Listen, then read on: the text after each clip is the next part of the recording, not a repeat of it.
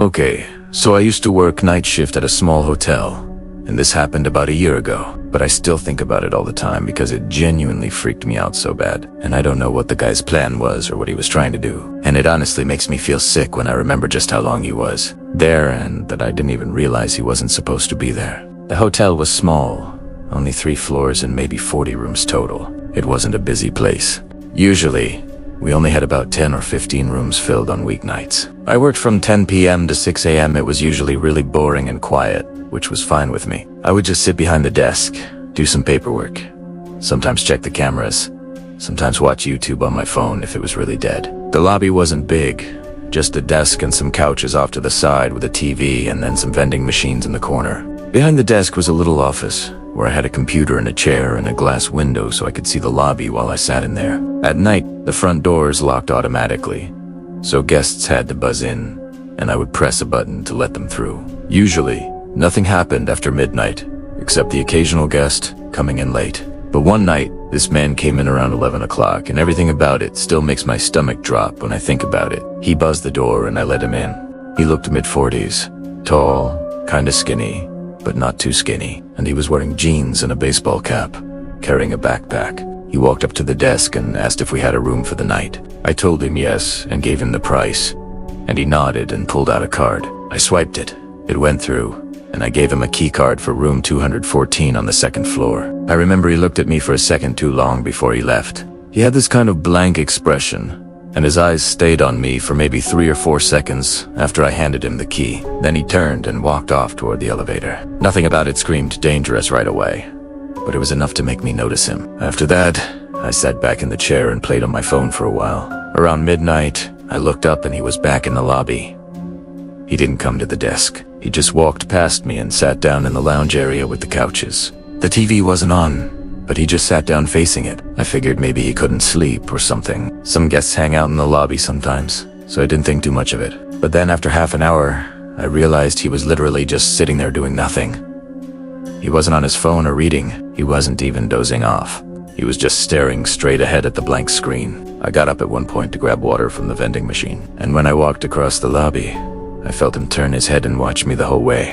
I didn't look at him directly, but I could feel his eyes on me until I was back behind the desk. It gave me this really uneasy feeling. Around 1 a.m., I was checking the reservation system on the computer because I was bored, and that's when I noticed something weird. I pulled up the occupied room list and saw that room, 214, said vacant. I mumbled would be under my breath and double-checked because I literally just checked this guy in an hour earlier. I thought maybe I made a mistake. So I looked at the check-in logs and there was nothing for him. No name, no charge, nothing. Then I went into the transaction screen to make sure his card had gone through earlier and it showed no payments. I remember feeling confused as hell because I swore I swiped his card and it beeped like it worked, but there was nothing in the system at all. That's when I picked up the phone and called room 214. It rang like 10 times, but no answer. Then I checked the key card entry log, which tells you if the door to that room was open that night, and it showed nothing. No one had entered the room. That's when I realized he never even went to the room after I gave him the card. I looked over into the lounge and there he was still sitting there staring at the TV that wasn't even on. I started to get this awful feeling in my chest. I sat there, debating what to do. Part of me thought maybe the system just glitched, but the fact that the room had no entry log and no charge made it pretty clear he wasn't even checked in. I waited another 15 minutes just watching him. Around 1:30, I walked over and asked if everything was okay. He turned his head and looked at me with no expression, and he told me he just couldn't sleep. Then he turned back toward the TV. I nodded and went back behind my desk, but my hands were shaking. Around dusk, I noticed he wasn't sitting in the lounge anymore. My stomach dropped right away because I didn't see him in the lobby at all. I scanned the area and then I spotted him standing at the end of the hallway by the bathrooms, half hidden in the dark. He was just standing still. I kept glancing up at him, pretending to be on the computer. He stood there for a while and then slowly walked back and sat in the lounge again like nothing happened. I called my manager at home and explained what was going on. She sounded tired and told me to just keep an eye on him and call the police if he did anything threatening. I remember hanging up and thinking that it already felt threatening, but I didn't know what else to do. I checked the security cameras after that. I saw him on the first floor hallway camera. He walked all the way down the hall, stopped at the end, stood there for several minutes, then walked back. Later, he went into the stairwell and stayed in there for about 10 minutes. I don't know what he was doing in there. Every time I looked up from the computer, he was somewhere else, near the vending machines or by the elevators. Once just standing near the corner of the lobby where the light didn't hit well. He was always staring. By 3:30, I couldn't take it anymore, so I called the non-emergency police line and explained that there was a man in the hotel who I didn't think was a guest. They said they'd send someone. While I was waiting, I noticed he moved again, this time closer to the desk. He was standing maybe 15 feet away, just watching me. He didn't blink much, and he definitely didn't speak. He just stared like he had a staring problem. I pretended to type something on the computer, but I was so scared I could hardly breathe. At around 3:50, the buzzer went off, and I thought maybe it was the cops already. But it was just another guest coming back late. I let him in quickly, and the man turned his head and watched the guest walk past. I noticed his eyes follow him the whole way across the lobby. That scared me even more because it was like he was studying him. A few minutes later, the man disappeared again. I checked the cameras and saw him standing outside one of the guest room doors on the first floor, like he was literally just standing there. So that's when I called actual 911. I told them he was outside a guest's room and I didn't know what he was trying to do. They said officers were on the way. I kept my eyes glued on the camera feed and he just stood at the door for about 3 minutes, then slowly walked back to the lobby. When he came back, he walked right up to the desk this time and leaned over the counter. He looked at me and asked if there was any food. His voice was so low it was disturbing. I told him there were vending machines on the corner. He gave a small smile, then walked away. I just sat there staring at the clock, begging the cops to get there. Finally, around 4:10, 2 officers showed up. I led them in and pointed right at him. He was back in the lounge, sitting down. They walked over and talked to him for a few minutes. They asked for his ID and asked him questions I couldn't hear.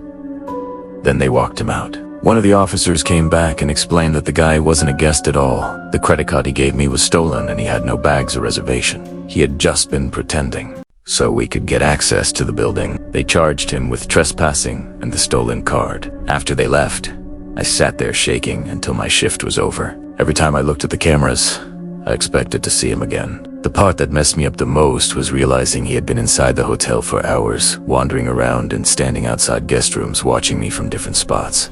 And he was never even supposed to be there. I have no idea what his plan was, but I know it wasn't good. That way scariest night of my life. My name is Meredith. I am 24 and I work the night shift at a tiny gas station off County Road 11. This is the kind of place most people you ain't even notice unless they re out of gas or completely lost. I took the job because it was quiet and predictable. Primera liquet. That, or at least I used to. It started on a Thursday night around 1 o'clock a.m. The air outside was wet and still, and the hum of the overhead lights had been getting under my skin all shift. I was just about to microwave a cinnamon roll I didn't even really want when the door chimed. A man walked in, mid-40s, maybe older.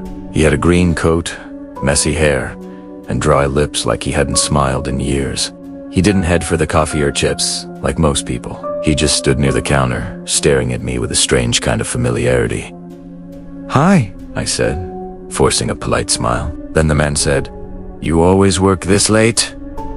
I blinked and said, yeah, mostly. Hesmold. Then he said, "I figured. I've passed through a few times. Noticed, it's always you." That unsettled me more than I let show. "Oh, yeah, right? Small town," I said. He didn't leave. Meredith. Right. I froze. I wasn't wearing a name tag. I was about to ask him how he knew, but he followed it with saying that I have nice handwriting, and he motioned to the whiteboard where I had written cinnamon coffee is back. Most people dot their I's, like circles. You use little slashes. It's very specific, thoughtful. I didn't respond. He didn't buy anything, just stood there for another minute watching me like he was studying my reactions. Then he finally nodded. "I'm Paul," he said. "Just curious, that's all." And then he walked out into the fog. After that, he started showing up, randomly. Not every night. Not enough to scream stalker out loud, but often enough that I stopped assuming it was a coincidence. Sometimes he'd come inside.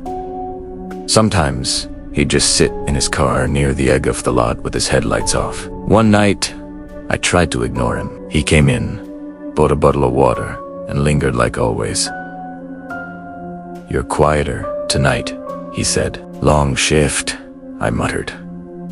He slowly looked around the store like he was taking inventory of everything. "It must get lonely. Just you out here in the dark. No one else. 4 miles," he said. "I'm fine," I replied. He leaned on the counter. "You ever get scared being a woman alone at night?" His voice wasn't threatening. That's what made it worse. It was curious, like neutral, like he was asking about the weather. I stepped back and I asked, "Do you need anything else?" He tilted his head.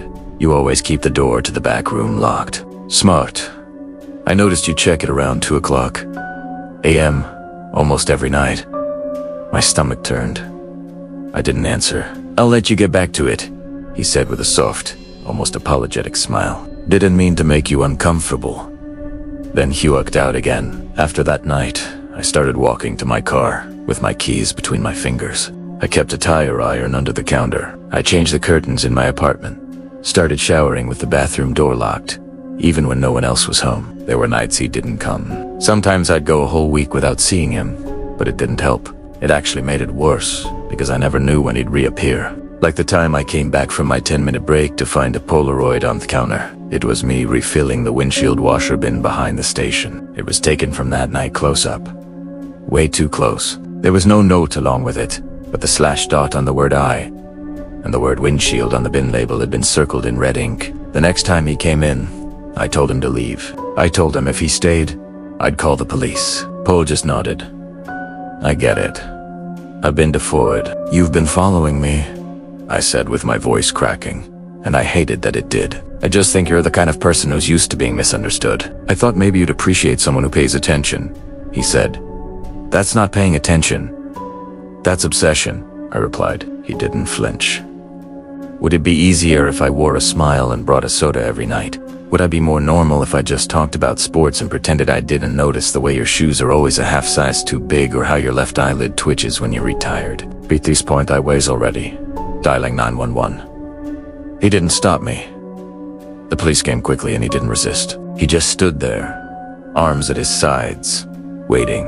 They searched his car and found a notepad filled with dates and times. It was my schedule, notes about my walk, my clothes, my groceries. One page just had my name written over and over again in tighter and tighter loops until it turned into scribbles. He kept telling the cops the same thing. "I just notice things. I'm just a curious guy." The restraining order went through that week. Now I don't work nights anymore. I don't even live in the same town. The company transferred me to another station 2 hours away. But even now, when I drive home and see headlights behind me for too long, I feel the back of my neck tingle. And sometimes I still think about the way he said my name. Like he already knew what it would sound like in his mouth. Like he'd been practicing. I want to start this off by saying, at the time I'm writing this happened to me just last night. I work the overnight shift at a 24-hour gas station. I'm a 22-year-old female and I've been working there just shy of 2 months. I work the weekend shifts, which is Thursday through Saturday, while another coworker, who I'll call Max for privacy reasons, works the weekdays of Sunday through Wednesday. My coworker, Max, and a friend of his, I'll call Ben, had come into the station at about 2:30 a.m. to get some coffee and say hi. Max and his friend had taken some magic mushrooms a couple hours before they came in, so when I saw them, they were all giggly, and honestly, it was pure entertainment for me. As we were talking about random stuff, Ben had made the comments about how there was a car parked in the parking lot with its lights off, but running with someone inside that had been there. This story happened a few years ago, back when I was traveling cross-country for a job. I'd been on the road for what felt like an eternity, driving through these vast, empty stretches of highway where the only signs of life were the occasional gas station and the flickering lights of distant towns. One night, completely exhausted, I decided to pull over at the first motel I could find. It was one of those classic, single-story places, shaped like a U, with a neon sign that had a few letters burned out. The place looked a little run down, but I was too tired to care. All I wanted was a bed and a few hours of sleep before hitting the road again. I checked in at the front desk, which was just a small, dimly lit office. The clerk was an older guy who barely looked up from his newspaper. He slid a key across the counter, pointed me toward my room, and that was it. My room was at the far end of the U, number 17. It was basic, clean enough, but had that distinct smell of old carpet and disinfectant. I locked the door, double-checked the deadbolt, and dropped my bag on the floor. The first thing I did was pull back the curtains to peek outside. The parking lot was mostly empty, just my car and a couple of others parked near the office. Beyond the lot, there was nothing but darkness and the faint outline of trees. It felt incredibly isolated. I took a quick shower, and by the time I got out, it was almost midnight. I was about to climb into bed when I heard a car pull into the parking lot. That's not unusual for a motel, I know, but something about the sound felt off. It wasn't a car just arriving and parking. It was slow, deliberate, like it was circling. I went to the window again, cracking the curtains just a tiny bit. A dark-colored sedan was crawling through the lot, its headlights off. It drove slowly past my room, then continued around the U-shape of the motel, and then it was gone. I stood there for a minute, listening, but I didn't hear a car door slam or anyone getting out. It just disappeared back onto the highway. I tried to brush it off. Maybe it was someone looking for a specific room, or maybe they decided the place was too creepy and left. I mean, they wouldn't have been wrong, but it left me with a weird, unsettling feeling. I got into bed and tried to fall asleep, but my mind was racing. Every little sound, the hum of the ancient air conditioner, the creak of the building seemed amplified in the silence. About half an hour later, I heard it again, another car.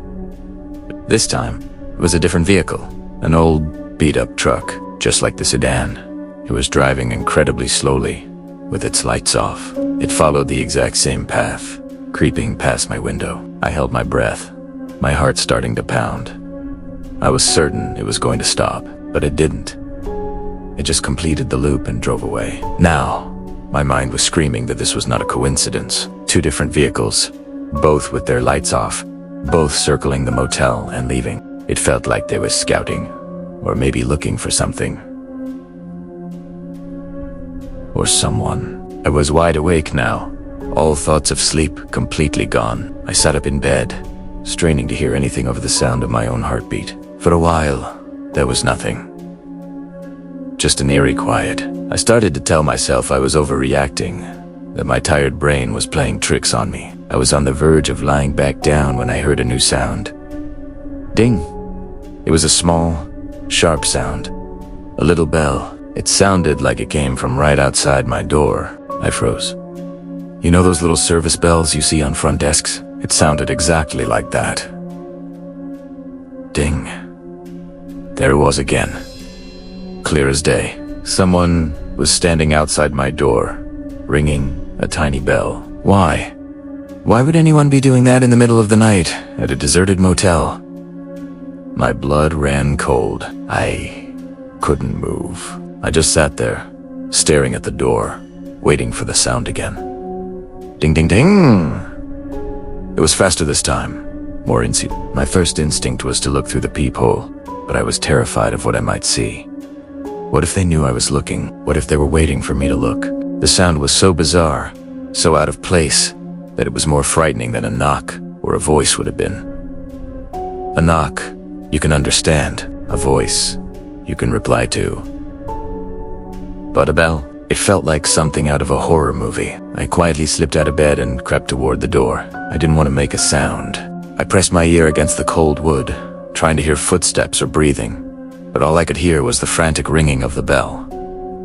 Ding, ding, dinged. It was relentless. I thought about calling the front desk, but what would I even say? Hi! There's someone outside my room with a tiny bell. It sounded insane. Plus, the old clerk didn't exactly inspire confidence. I felt completely alone and trapped. My room was on the ground floor. The only way out was the door they were standing in front of, or the window that faced the parking lot where those strange cars had just been. Then, as suddenly as it started, the ringing stopped. The silence that followed was somehow even more terrifying. I stood with my ear to the door for what felt like an hour, but it was probably only a few minutes. I didn't hear footsteps walking away. I didn't hear a car starting. Nothing. It was like whoever was there had just vanished into thin air. I stayed by the door for a long time, too scared to move. My mind was trying to find a rational explanation. Maybe it was a prank by some local kids, but the slow-moving cars didn't fit with that. Maybe it was a signal. A signal for what? Was I in the wrong room? Did they think I was someone else? The questions just piled up, each one scarier than the last. Eventually, I backed away from the door and went to the window, cautiously pulling the curtain aside again. The parking lot was just as empty as before, except for one thing. The dark sedan from earlier was back. It was parked on the far side of the lot, directly facing my room. It was too far away to see if anyone was inside, but I just knew someone was in there, watching me, watching my window. I let the curtain fall and immediately moved to the corner of the room, out of sight from the window. I grabbed my phone, ready to call 911, but I hesitated. Again, what would I say? A car is parked in the lot, and someone rang a bell. It felt flimsy. I was worried they wouldn't take me seriously, so I just sat there, in the dark, my phone in my hand, watching the sliver of light under the door, expecting it to be blocked by a shadow at any moment. I didn't sleep a wink for the rest of the night. I just sat in that corner, listening to every creak and groan of the old building, my eyes glued to the door. The sedan never moved. As the first hint of dawn started to break, painting the sky in shades of gray and purple, I heard its engine start. I scrambled to the window just in time to see it pull out of the parking lot and speed away down the highway. As soon as the sun was fully up, I grabbed my bag and practically ran out of that room. I didn't even bother turning in the key. I just threw it on the counter of the empty office and got in my car. As I was pulling out, I glanced back at room 17 on T ground. Right in front of the door was a tiny, tarnished silver bell. I floored it and didn't stop driving for 3 hours. I've thought about that night a lot since then. I have no idea what was going on. Was it a drug deal gone wrong? A case of mistaken identity? A warning? I'll never know for sure, but I can tell you this.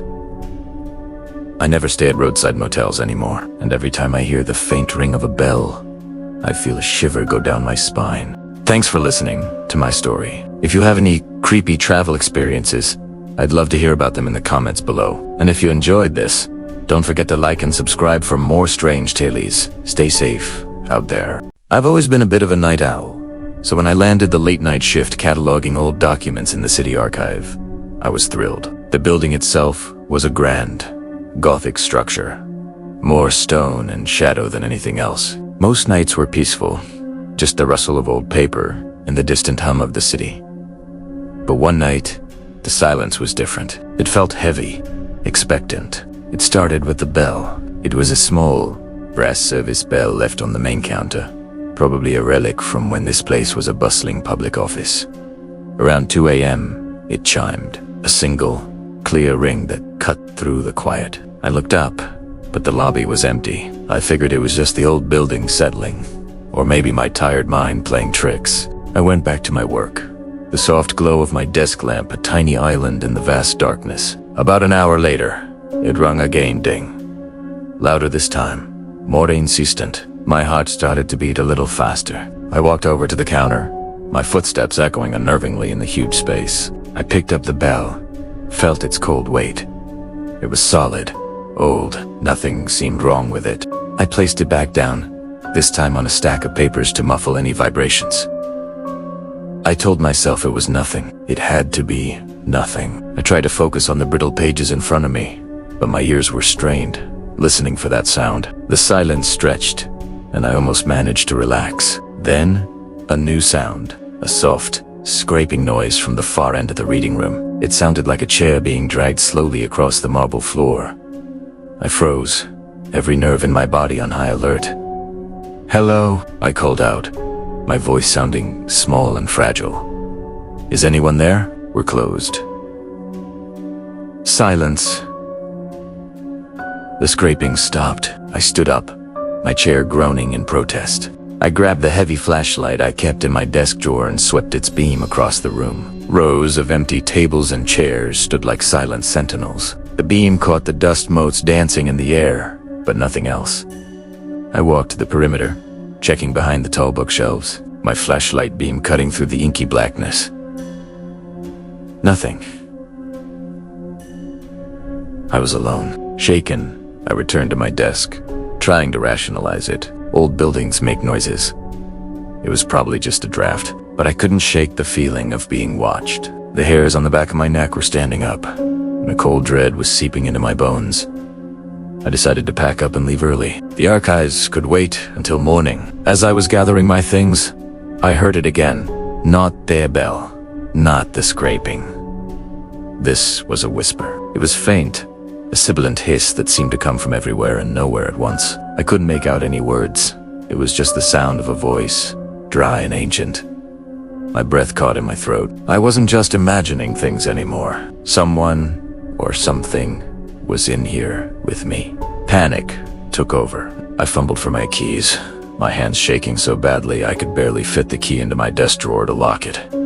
That's when the bell went crazy. It was ringing frantically, a frantic, desperate alarm. You spun around, and my heart stopped. Standing by the counter, bathed in the pale moonlight filtering through the high-arched windows, was a figure.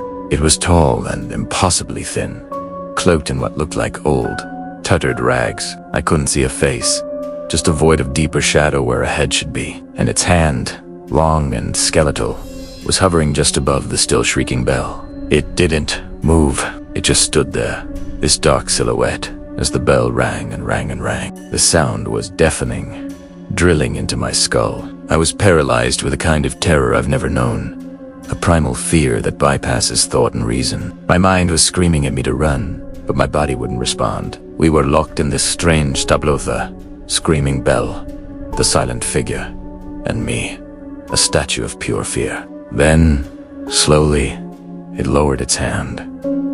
The ringing stopped. The sudden silence was somehow more terrifying than the noise. The figure turned its head, that patch of absolute darkness, towards me. I felt its gaze on me, cold and ancient. It took a step forward, a slow, shuffling gait. The sound of its rags dragging on the floor was the only thing I could hear. Besides the frantic thumping of my own heart, another step, it was coming for me. That's what broke the spell! I screamed, a raw, ragged sound, and I didn't grab my bag, my coat, nothing.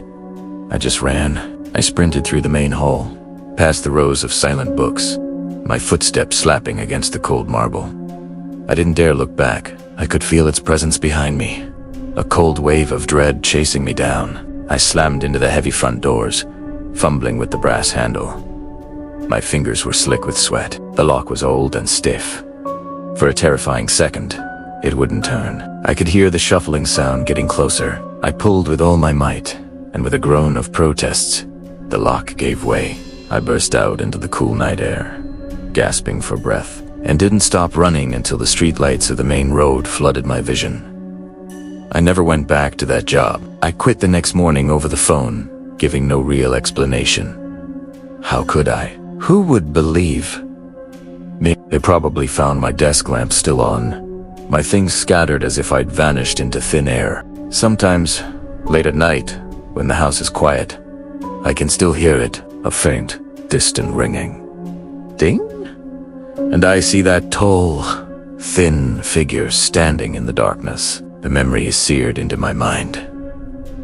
I sleep with the lights on now, because I know that some old buildings aren't just filled with history and dust. They're filled with secrets. And some secrets are waiting in the dark, just for you. Waiting for you to be alone, waiting to ring a little bell, just to let you know they're there. Thanks for listening to my story. If you've ever had a creepy late night experience, I'd love to hear about it in the comments. Stay safe out there, and don't forget to like and subscribe for more Tales from the Dark. See you next time.